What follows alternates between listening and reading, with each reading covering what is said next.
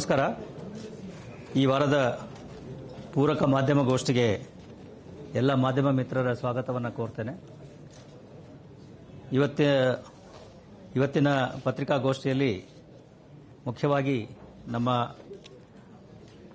ಮಾದಕ ವಸ್ತುಗಳ ಬಗ್ಗೆ ನಮ್ಮ ಸಮರ ನಿರಂತರವಾಗಿ ನಡೀತಾ ಇದೆ. ಅದಕ್ಕೆ ಅನುಗುಣವಾಗಿಯೇ ಕೆಲವೊಂದು ಉತ್ತಮ ಕಾರ್ಯಾಚರಣೆಗಳನ್ನು ನಮ್ಮ ಸಿಸಿಬಿ ಪೊಲೀಸರು ಮತ್ತು ಸ್ಥಳೀಯ ಪೊಲೀಸ್ ಅಧಿಕಾರಿಗಳು ಮಾಡಿದ್ದಾರೆ. ಪ್ರೆಸ್ ನೋಟ್ ಕೊಡಪ್ಪ. ಅದರ ವಿವರಗಳನ್ನು ತಮಗೆ ನೀಡ್ತಾ ಇದ್ದೇವೆ. ಮೊದಲನೇದಾಗಿ ಸಿಸಿಬಿಯ ಮಾದಕ ದ್ರವ್ಯ ನಿಗ್ರಹ ದಳದ ಪೊಲೀಸರು ಡಿಜೆಹಳ್ಳಿ ಪೊಲೀಸ್ ಠಾಣೆ ವ್ಯಾಪ್ತಿಯಲ್ಲಿ ಓರ್ವ ಹೊರ ರಾಜ್ಯದ ವ್ಯಕ್ತಿಯನ್ನು ಬಂಧಿಸಿ ಆತನಿಂದ ಸುಮಾರು ಅರ್ಧ ಕೆಜಿಗೂ ಮೇಲ್ಪಟ್ಟು ಎಂಡಿಎಂಎ ಕ್ರಿಸ್ಟಲ್ಗಳನ್ನು ಮತ್ತು 2 ಮೊಬೈಲ್ ಫೋನ್ಗಳನ್ನು ವಶಪಡಿಸಿಕೊಂಡಿದ್ದಾರೆ. ಆರೋಪಿ ಏನಿದ್ದಾನೆ ಈತ ಬೆಂಗಳೂರಿನ ಹೊರ ರಾಜ್ಯದ ಕೇರಳದವನಾಗಿದ್ದು ಬೆಂಗಳೂರಿನ ಖಾಸಗಿ ಕಾಲೇಜೊಂದರಲ್ಲಿ ಬಿಎಸ್ಸಿ ವ್ಯಾಸಂಗ ಮಾಡಿ ನಂತರ ಈ ರೀತಿ ಕೇರಳದ ಇನ್ನೊಬ್ಬ ವ್ಯಕ್ತಿಯ ಜೊತೆಗೆ ಸೇರಿಕೊಂಡು ಈ ಎಂಡಿಎಂಎಯನ್ನು ತರಿಸಿ ಈ ರೀತಿ ಮಾರಾಟ ಮಾಡ್ತಾ ಇರತಕ್ಕಂಥದ್ದು ಈಗ ಪ್ರಾಥಮಿಕ ವಿಚಾರಣೆಯಲ್ಲಿ ಗೊತ್ತಾಗಿದೆ. ಈತನಿಂದ ಈಗಾಗಲೇ ಹೇಳಿದ ಹಾಗೆ 522 ಗ್ರಾಂ ಎಂಡಿಎಂಎ ಕ್ರಿಸ್ಟಲ್ ಅನ್ನು ವಶಪಡಿಸಿಕೊಳ್ಳಲಾಗಿದ್ದು ಅದರ ಒಟ್ಟು ಮೌಲ್ಯ ಸುಮಾರು 55 ಲಕ್ಷ ರೂಪಾಯಿಗಳು ಅಂತ ಹೇಳಿ ಅಂದಾಜಿಸಲಾಗಿದೆ. ಇನ್ನೊಬ್ಬ ಆರೋಪಿ ಇದರಲ್ಲಿ ಶಾಮೀಲಾಗಿರ್ತಕ್ಕಂತಹ ಶಂಕೆ ಇದ್ದು ಆತನ ಬಗ್ಗೆ ಪೊಲೀಸರು ಈಗ ಪರಿಶೀಲನೆ ಮಾಡ್ತಾ ಇದ್ದಾರೆ. ಇನ್ನು ಎರಡನೇದಾಗಿ ಕೇವಲ ಮಾದಕ ವಸ್ತುಗಳು ಅಷ್ಟೇ ಅಲ್ಲದೇನೆ ಈ ಬೇರೆ ಬೇರೆ ಪ್ರಿಸ್ಕ್ರಿಪ್ಷನ್ ಡ್ರಗ್ಸ್ಗಳನ್ನು ಕೂಡ ಅನೇಕರು ಈ ತಮ್ಮ ನಶೆಗೋಸ್ಕರ ಉಪಯೋಗ ಮಾಡ್ತಾ ಇರತಕ್ಕಂಥದ್ದು ಬೆಳಕಿಗೆ ಬಂದಿದೆ. ಇದರ ಬಗ್ಗೆ ನಾವು ಆರೋಗ್ಯ ಇಲಾಖೆ ಜೊತೆಗೆ ಅದರಲ್ಲಿಯೂ ಮುಖ್ಯವಾಗಿ ಡ್ರಗ್ ಕಂಟ್ರೋಲರ್ ಇಲಾಖೆಯೊಂದಿಗೆ ಅವರ ಸಹಯೋಗದೊಂದಿಗೆ ನಾವು ಅನೇಕ ಕಡೆಗಳಲ್ಲಿ ಕಾರ್ಯಾಚರಣೆಗಳನ್ನು ಮಾಡ್ತಾ ಇದ್ದೇವೆ. ಯಾಕೆಂದರೆ ಈ ರೀತಿ ಪ್ರಿಸ್ಕ್ರಿಪ್ಷನ್ ಡ್ರಗ್ಸ್ಗಳನ್ನು ಕೆಲವು ಮೆಡಿಕಲ್ ಶಾಪ್ನವರು ಮತ್ತು ಇತರರು ಈ ವ್ಯಕ್ತಿಗಳಿಗೆ ಅದರಲ್ಲೂ ಮುಖ್ಯವಾಗಿ ಹದಿಹರಿಯದ ಹುಡುಗರಿಗೆ ಯಾವುದೇ ಪ್ರಿಸ್ಕ್ರಿಪ್ಷನ್ ಇಲ್ಲದೆ ಕೊಡ್ತಕ್ಕಂಥದ್ದು ಮತ್ತು ಅವುಗಳನ್ನು ಅವರು ಸೇವಿಸ್ತಕ್ಕಂಥದ್ದು, ಅದರಿಂದ ಒಂದು ರೀತಿ ನಶೆಗೆ ಹೋಗ್ತಕ್ಕಂಥದ್ದನ್ನು ಗಮನಿಸಲಾಗಿದೆ. ಆದ್ದರಿಂದ ಅದೇ ರೀತಿಯ ಕಾರ್ಯಾಚರಣೆಯೊಂದರಲ್ಲಿ ಸಿಸಿಬಿಯ ಮಾದಕ ದ್ರವ್ಯ ನಿಗ್ರಹ ದಳದ ಪೊಲೀಸರು ಈ ಡ್ರಗ್ ಕಂಟ್ರೋಲರ್ ಅಧಿಕಾರಿಗಳೊಂದಿಗೆ ಬನಶಂಕರಿಯ ಒಂದು ಮನೆಯಲ್ಲಿ ಓರ್ವ ವ್ಯಕ್ತಿಯಿಂದ ಈ ಟ್ರಮಡಾಲ್ ಅಂತಕ್ಕಂತಹ ಟ್ಯಾಬ್ಲೆಟ್ಗಳು 1500 ಟ್ರಮಡಾಲ್ ಟ್ಯಾಬ್ಲೆಟ್ಗಳನ್ನು ಮತ್ತು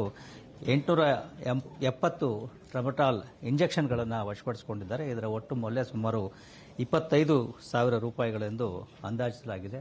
ಆರೋಪಿ ಏನಿದ್ದಾನೆ ಈತ ಮುಂಚೆ ಇದೇ ರೀತಿಯಲ್ಲಿ ಮೆಡಿಕಲ್ ಶಾಪ್ನಲ್ಲಿ ಈ ಪ್ರಿಸ್ಕ್ರಿಪ್ಷನ್ ಡ್ರಗ್ಸ್ಗಳನ್ನು ವಿತೌಟ್ ಪ್ರಿಸ್ಕ್ರಿಪ್ಷನ್ ಕೊಡೋ ಸಂದರ್ಭದಲ್ಲಿ ಆತನ ಮೇಲೆ ಈ ಡ್ರಗ್ ಕಂಟ್ರೋಲ್ ಅವರು ಕಾರ್ಯಾಚರಣೆ ನಡೆಸಿ ಆತನ ಮೆಡಿಕಲ್ ಶಾಪನ್ನು ಈಗಾಗಲೇ ಕ್ಲೋಸ್ ಮಾಡಿಸಲಾಗಿದೆ. ಅದಾದ ನಂತರ ಈತ ಮನೆಯಲ್ಲಿ ಈ ರೀತಿ ಈ ಟ್ಯಾಬ್ಲೆಟ್ಗಳನ್ನು ಮತ್ತು ಇಂಜೆಕ್ಷನ್ಗಳನ್ನು ಮಾರಾಟ ಮಾಡ್ತಾ ಇದ್ದುದು ಕಂಡುಬಂದು ಈಗ ಆತನ ಮೇಲೆ ಮತ್ತೆ ಪೊಲೀಸರು ಇವರೊಂದಿಗೆ ಸೇರಿ ಜಂಟಿ ಕಾರ್ಯಾಚರಣೆಯಲ್ಲಿ ಕ್ರಮ ಕೈಗೊಂಡಿದ್ದಾರೆ ಮತ್ತು ಈತನ ಮೇಲೆ ಡ್ರಗ್ ಕಂಟ್ರೋಲರ್ ಅವರು ಡ್ರಗ್ ಅಂಡ್ ಕಾಸ್ಮೆಟಿಕ್ಸ್ ಆಕ್ಟ್ನ ಅಡಿಯಲ್ಲಿ ಪ್ರಕರಣವನ್ನು ದಾಖಲಿಸಿಕೊಂಡಿದ್ದಾರೆ.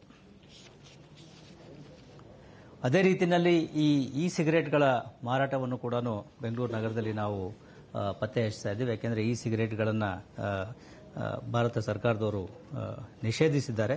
ಹೀಗಾಗಿ ಈ ಬೆಂಗಳೂರು ನಗರದಲ್ಲಿ ಅನೇಕ ಕಡೆಗಳಲ್ಲಿ ಈ ರೀತಿಯ ಈ ಸಿಗರೇಟ್ಗಳ ಮಾರಾಟ ಏನು ನಡೀತಾ ಇತ್ತು ಅವುಗಳನ್ನು ಈಗಾಗಲೇ ಪತ್ತೆ ಹಚ್ಚಿ ನಾವು ಪ್ರಕರಣಗಳನ್ನು ದಾಖಲಿಸಿಕೊಂಡಿದ್ದೇವೆ. ಅದರಂತೆ ಸಿಸಿಬಿಯ ಮಾದಕ ದ್ರವ್ಯ ನಿಗ್ರಹ ದಳದ ಅಧಿಕಾರಿ ಮತ್ತು ಸಿಬ್ಬಂದಿಗಳು 18ನೇ ತಾರೀಕಿನಂದು ಈ ಕೋರಮಂಗಲ ಭಾಗ ಮತ್ತು ವಿದ್ಯಾರಣ್ಯಪುರ ಈ 2 ಪೊಲೀಸ್ ಸ್ಟೇಷನ್ ಮಿತಿಗಳಲ್ಲಿ ಒಟ್ಟು ಸುಮಾರು 200 ಇ ಸಿಗರೇಟ್ಗಳು, 15 ಇ ಸಿಗರೇಟ್ ಫ್ಲೇವರ್ಗಳು ಮತ್ತು 30 ಇ ಸಿಗರೇಟ್ ಫಾಯಿಲ್ಗಳು, 150 ಫಾರಿನ್ ಸಿಗರೇಟ್ಗಳು ಮತ್ತು 36 ಹುಕ್ಕಾ ಫ್ಲೇವರ್ಗಳನ್ನು ಪೊಲೀಸರು ವಶಪಡಿಸಿಕೊಂಡಿದ್ದಾರೆ. ಇದರ ಒಟ್ಟು ಮೌಲ್ಯ ಸುಮಾರು 5.5 ಲಕ್ಷ ಅಂತ ಹೇಳಿ ಅಂದಾಜಿಸಲಾಗಿದೆ.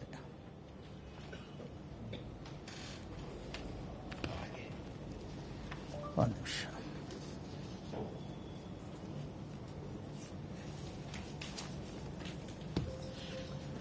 ಆರೋಪಿ ಏನಿದ್ದಾರೆ 2 ಕಡೆಗಳಲ್ಲಿ ಕೋರಮಂಗಲ ಮತ್ತು ವಿದ್ಯಾರಣ್ಯಪುರ 2 ಕಡೆಗಳಲ್ಲಿ ಈಗ ಪ್ರಕರಣಗಳನ್ನು ದಾಖಲಿಸಿಕೊಳ್ಳಲಾಗಿದೆ. ಕೋಟ್ಪಾ ಕಾಯ್ದೆ ಅಡಿಯಲ್ಲಿ ದಾಖಲಿಸಿಕೊಳ್ಳಲಾಗಿದೆ.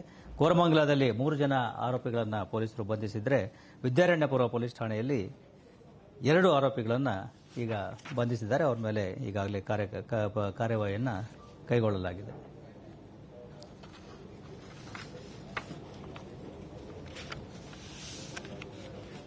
ಇನ್ನು ಸಿಸಿಬಿಯ ಮಾದಕ ದ್ರವ್ಯ ನಿಗ್ರಹ ದಳದ ಪೊಲೀಸರು ಮತ್ತೆ ಇದೇ ರೀತಿಯಲ್ಲಿ ಈ ಗಾಂಜಾ ಏನು ಮಾರಾಟ ಮಾಡ್ತಾ ಇದ್ರು ಅದರ ಒಂದು ಇದನ್ನ ಪತ್ತೆ ಹಚ್ಚಿದ್ದಾರೆ. ಬೆಳ್ಳಂದೂರು ಪೊಲೀಸ್ ಠಾಣಾ ವ್ಯಾಪ್ತಿಯಲ್ಲಿ 3 ಕೆಜಿ 200 ಗ್ರಾಂ ಗಾಂಜಾವನ್ನು ಒಬ್ಬ ಬಿಹಾರ್ ಮೂಲದ ವ್ಯಕ್ತಿ ಸೆಕ್ಯೂರಿಟಿ ಗಾರ್ಡ್ ಆಗಿ ಕೆಲಸ ಮಾಡ್ತಾ ಇರ್ತಕ್ಕಂಥವನು ಅಲ್ಲಿ ಬಿಹಾರದಿಂದ ತಂದು ಇಲ್ಲಿ ಸ್ಥಳೀಯವಾಗಿ ಮಾರಾಟ ಮಾಡ್ತಕ್ಕಂಥದ್ದನ್ನು ನಮ್ಮ ಸಿಸಿಬಿಯ ಪೊಲೀಸರು ಪತ್ತೆ ಹಚ್ಚಿದ್ದಾರೆ. ಆತನಿಂದ ಈ 3 ಕೆಜಿ ಗಾಂಜಾವನ್ನು ವಶಪಡಿಸಿಕೊಳ್ಳಲಾಗಿದೆ.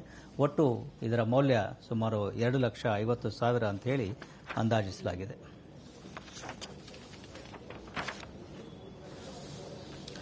ಅದೇ ರೀತಿಯಲ್ಲಿ ನಮ್ಮ ಬೇಗೂರು ಪೊಲೀಸ್ ಠಾಣೆ ಅಧಿಕಾರಿ ಮತ್ತು ಸಿಬ್ಬಂದಿಗಳು ಸಹ ಇದೇ ತಿಂಗಳ 14ನೇ ತಾರೀಕಿನಂದು ಬೇಗೂರು ವ್ಯಾಪ್ತಿಯಲ್ಲಿ ಈ ಗಾಂಜಾ ಮಾರಾಟ ಮಾಡ್ತಾ ಇರತಕ್ಕಂಥ ಓರ್ವ ವ್ಯಕ್ತಿಯನ್ನು ಬಂಧಿಸಿ ಆತನಿಂದ 3 ಕೆಜಿ 300 ಗ್ರಾಂನಷ್ಟು ಗಾಂಜಾವನ್ನು ವಶಪಡಿಸಿಕೊಂಡಿದ್ದಾರೆ.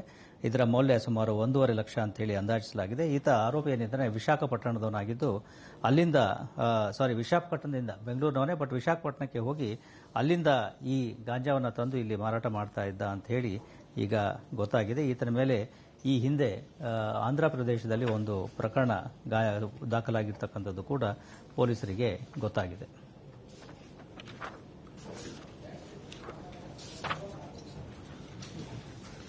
ನಂತರ ನಮ್ಮ ಆಗ್ನೇಯ ಸೆನ್ ಪೊಲೀಸ್ ಠಾಣೆಯವರು ಒಂದು ಉತ್ತಮ ಕೇಸನ್ನು ಪತ್ತೆ ಹಚ್ಚಿದ್ದಾರೆ. ಈ ಹೊರದೇಶಗಳಿಗೆ ವೀಸಾ ಮಾಡಿಸಿಕೊಡೋದಾಗಿ ನಂಬಿಸಿ 51 ಜನರಿಂದ ಕೋಟ್ಯಾಂತರ ರೂಪಾಯಿ ವಂಚಿಸತಕ್ಕಂಥ 2 ವ್ಯಕ್ತಿಗಳು, ಗಂಡ ಮತ್ತು ಹೆಂಡತಿ, ಇವರನ್ನ ಪತ್ತೆ ಹಚ್ಚುವಲ್ಲಿ ಯಶಸ್ವಿಯಾಗಿದ್ದಾರೆ. ಅವರಿಂದ 2 ಕಾರುಗಳು, 3 ಬೈಕ್ಗಳು, 24 ಗ್ರಾಂ ಚಿನ್ನಾಭರಣಗಳು ಮತ್ತು 66 ಲಕ್ಷ ರೂಪಾಯಿ ನಗದು ಹಣವನ್ನು ಪೊಲೀಸರು ವಶಪಡಿಸಿಕೊಂಡಿದ್ದಾರೆ. ಒಟ್ಟು ಮೌಲ್ಯ ಸುಮಾರು 80 ಲಕ್ಷ ಆಗಬಹುದೆಂದು ಅಂದಾಜಿಸಲಾಗಿದೆ.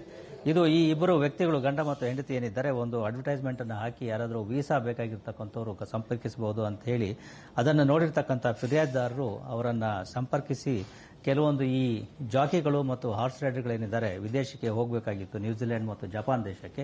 ಆ ದೇಶಗಳಿಗೆ ಹೋಗಲಿಕ್ಕೆ ಅವರಿಗೆ ವೀಸಾಗಳನ್ನು ಮಾಡಿಸ್ಕೊಡ್ಬೇಕು ಅಂತ ಹೇಳಿ ಅವರ ಹತ್ರ ಕೇಳಿ ಪ್ರತಿಯೊಂದು ವೀಸಾಗೆ ಸುಮಾರು 8 ಲಕ್ಷದಷ್ಟು ಹಣವನ್ನು ಕೇಳಿದಾಗ ಅದನ್ನೆಲ್ಲ ಹೊಂದಿಸಿ ಅವರಿಗೆ ಕೊಟ್ಟಿದ್ದಾಗಿ, ಅದಾದ ನಂತರದಲ್ಲಿ ಅವರು ಕೊಟ್ಟಿರತಕ್ಕಂತಹ ವೀಸಾಗಳೇನಿದೆ ಅದು ನಕಲಿ ಅಂತ ಹೇಳಿ ಈ ಫಿರ್ಯಾದಿದಾರರಿಗೆ ಮತ್ತು ಅವರು ಮಾಡಿಸಿಕೊಟ್ಟಿರತಕ್ಕಂಥ ಈ ಜಾಕಿಗಳಿಗೆ ಮತ್ತು ಹಾರ್ಸ್ ರೈಡರ್ಗಳಿಗೆ ಗೊತ್ತಾದ ಮೇರೆಗೆ 24ನೇ ತಾರೀಕು ಜನವರಿಯಂದು ಅವರು ಆಗ್ನೇಯ ಸೆನ್ ಪೊಲೀಸ್ ಠಾಣೆಯಲ್ಲಿ ಕಂಪ್ಲೇಂಟ್ ಅನ್ನು ಕೊಟ್ಟಿದ್ರು. ಅದಾದ ನಂತರದಲ್ಲಿ 28/1 ಈ 2 ಆರೋಪಿಗಳನ್ನು ಪೊಲೀಸರು ಅವರನ್ನ ಬಂಧಿಸಿ ಅವರಿಂದ ಈ ಎಲ್ಲ ಏನು ವಸ್ತುಗಳಿದ್ದಾವೆ, ಕಾರುಗಳು, ಬೈಕ್ಗಳು ಮತ್ತು ಚಿನ್ನಾಭರಣ ಮತ್ತು ನಗದು ಹಣ ಅವುಗಳನ್ನೆಲ್ಲ ವಶಪಡಿಸಿಕೊಂಡಿದ್ದಾರೆ. ಆದರೆ ಅವರು ಒಟ್ಟು ಈ 51 ವ್ಯಕ್ತಿಗಳಿಂದ ಪಡೆದುಕೊಂಡಿರ್ತಕ್ಕಂಥ ಹಣ ಸುಮಾರು 2,64 ಲಕ್ಷ ಅಂತ ಹೇಳಿ ಅಂದಾಜಿಸಲಾಗಿದೆ. ಅದರಲ್ಲಿ ಈಗ ಸುಮಾರು 80 ಲಕ್ಷದಷ್ಟು ಹಣವನ್ನು ಪೊಲೀಸರು ರಿಕವರಿ ಮಾಡಿಕೊಂಡಿದ್ದಾರೆ. ಆರೋಪಿಗಳ ಪರಿಶೀಲನೆ, ತಪಾಸಣೆ ಇನ್ನೂ ಕೂಡ ನಡೀತಾ ಇದೆ ಮತ್ತು ಇದರಲ್ಲಿ ಬೇರೆ ಆರೋಪಿಗಳು ಕೂಡ ಭಾಗಿಯಾಗಿರ್ತಕ್ಕಂತಹ ಸಂಭಾವ್ಯತೆ ಇದ್ದು ಅದರ ಬಗ್ಗೆಯೂ ಕೂಡ ಪೊಲೀಸರು ಪರಿಶೀಲನೆ ಮಾಡ್ತಾ ಇದ್ದಾರೆ. ಇದೊಂದು ಒಳ್ಳೆಯ ಪತ್ತೆ ಕಾರ್ಯ ಆಗಿದೆ. ಇವರಿಗೆ 25,000 ರೂಪಾಯಿಗಳ ಬಹುಮಾನವನ್ನು ನಾನು ಘೋಷಿಸ್ತಾ ಇದ್ದೇನೆ. ಇಷ್ಟು ಇವತ್ತಿನ ಮಾಧ್ಯಮಗೋಷ್ಠಿಯ ವಿವರಗಳು.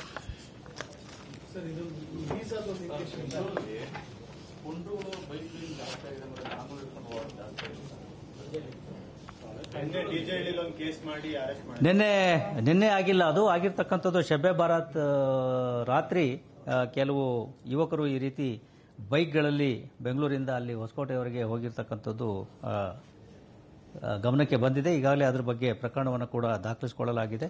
ಒಟ್ಟು 11 ಜನರನ್ನು ಬಂಧಿಸಲಾಗಿದೆ ಮತ್ತು 7 ವಾಹನಗಳನ್ನು ಕೂಡ ಇದರಲ್ಲಿ ರಿಕವರಿಯನ್ನು ಮಾಡಲಾಗಿದೆ. ಇದರ ಬಗ್ಗೆ ಡಿಜೆಹಳ್ಳಿ ಪೊಲೀಸ್ ಠಾಣೆಯಲ್ಲಿ ಪೊಲೀಸರು ಪ್ರಕರಣವನ್ನು ದಾಖಲಿಸಿಕೊಂಡಿದ್ದಾರೆ. ಅವರುಗಳ ಮೇಲೆ ಎಲ್ಲ ರೌಡಿ ಶೀಟ್ಗಳನ್ನು ಓಪನ್ ಮಾಡಲಾಗ್ತದೆ.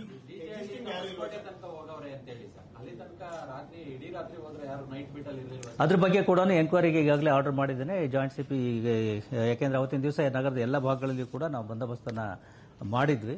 ಸೊ ಅಲ್ಲಿ ಯಾವ ರೀತಿ ಇವರು ಹೋದ್ರು ಅನ್ನೋದರ ಬಗ್ಗೆ ಜಾಯಿಂಟ್ ಕಮಿಷನರ್ ಈಸ್ಟ್ ಅವರು ವಿಚಾರಣೆಯನ್ನು ಕೈಗೊಂಡು ವರದಿಯನ್ನು ಕೊಡ್ತಾರೆ. ಅದರ ಆಧಾರದ ಮೇಲೆ ಸಂಬಂಧಪಟ್ಟರ ಮೇಲೆ ನಾವು ಕ್ರಮಗಳನ್ನು ಕೂಡ ಕೈಗೊಳ್ಳಲಿಕ್ಕೆ ಈಗಾಗಲೇ ತೀರ್ಮಾನ ಮಾಡಲಾಗಿದೆ.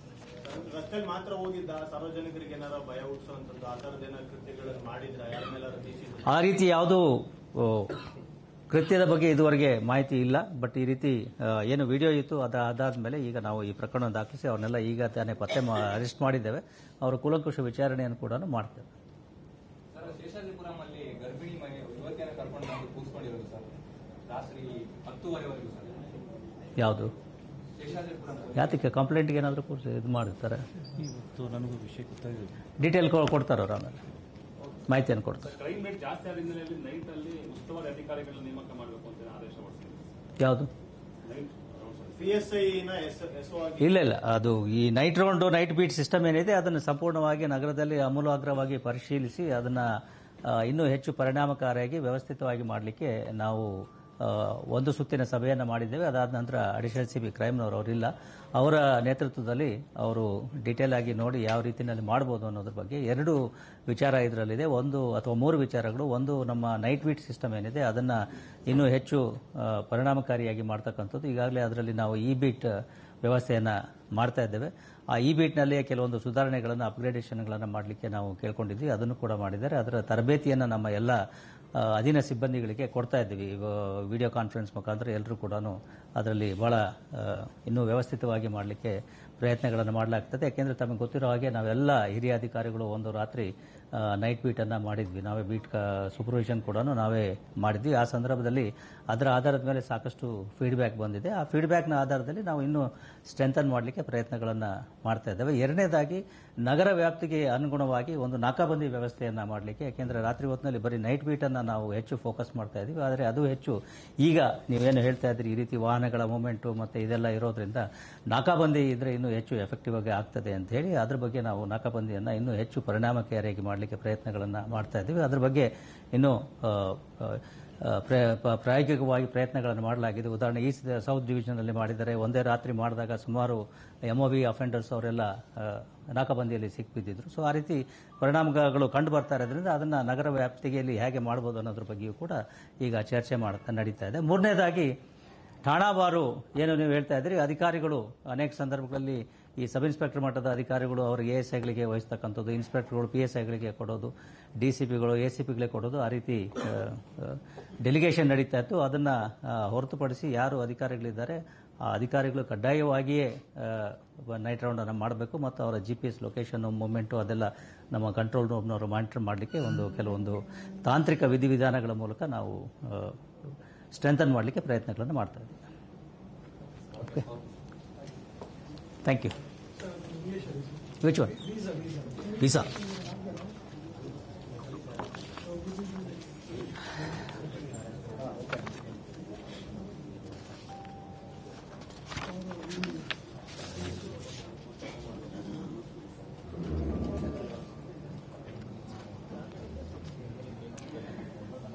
The Southeast Cyber Police Station have unearthed a racket in which certain individuals, a couple actually, have defrauded nearly about 51 persons in the garb of providing them visas to various countries. These victims are mainly jockeys and horse riders involved in the horse racing activity. And they have been fooled by certain advertisements given by this couple in Facebook and other social media platforms.